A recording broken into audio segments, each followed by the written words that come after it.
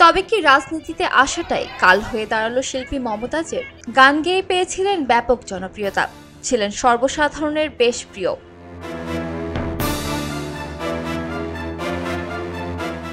মমতাজের জীবনের শুরুটাও কিন্তু শুরু হয়েছিল বেশ সাধারণ ঘর থেকেই।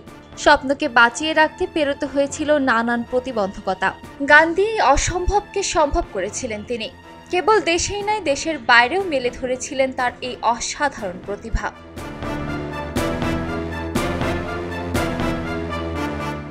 তবে সঙ্গীতের পাশাপাশি পরবর্তীতে আবার যুক্ত হয়েছিলেন রাজনীতির সঙ্গেও।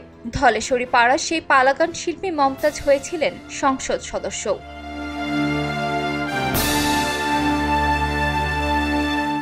তবে এই সিদ্ধান্তই কাল হয়ে দাঁড়ায় তার জীবনে, যার জন্য এখন তাকে হতে হলো গ্রেপ্তারও।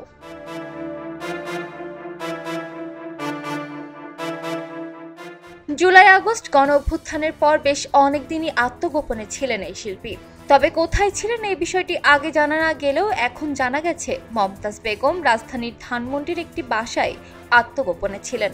গোপন সংবাদের ভিত্তিতে সোমবার মধ্যরাত 12টার দিকে তাকে গ্রেপ্তার করা হয় এবং তাকে সেখান থেকে ডিবি কার্যালয়ে নেওয়া হয়।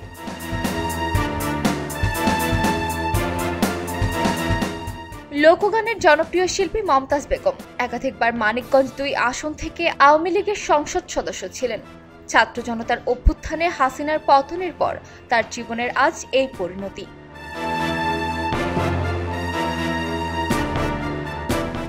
গণ অভ্যুত্থানের 2 মাসের বেশি সময় পর একটি ভিডিও নিয়ে ফেসবুকে ফেরেন মমতাজ বেগম। 4.5 মিনিটের ওই ভিডিওতে একটি কক্ষে বালিশে হেলান দিয়ে হাতে মোবাইল ফোন নিয়ে গান গাইতে দেখা যায় মমতাজকে। আমার হাত বান্ধিবি, পা বান্ধিবি, মন বান্ধিবি কেমনে, গানটি শোনা যায় মমতাজের কণ্ঠে।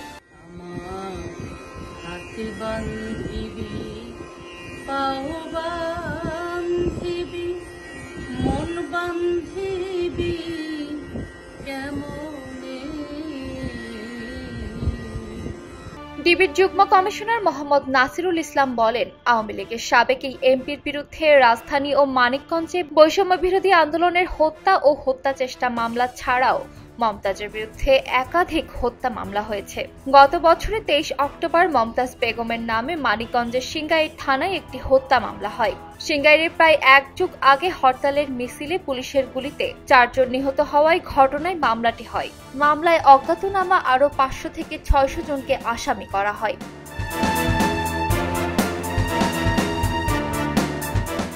বাংলাদেশের সুর সম্রাজ্ঞী বলে খ্যাত মমতাজ তার 4 দশকের কর্মজীবনে 700-এর অধিক গান রেকর্ড করেছেন। তিনি 2 বার শ্রেষ্ঠ নারী কণ্ঠশিল্পী বিভাগে জাতীয় চলচ্চিত্র পুরস্কারও লাভ করেছেন।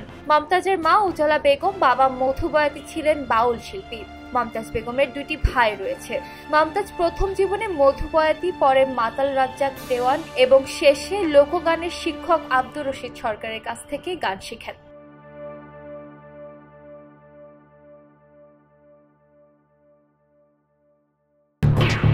খবরের কাগজ, নিখাত, নির্ভীক, নিরপেক্ষ।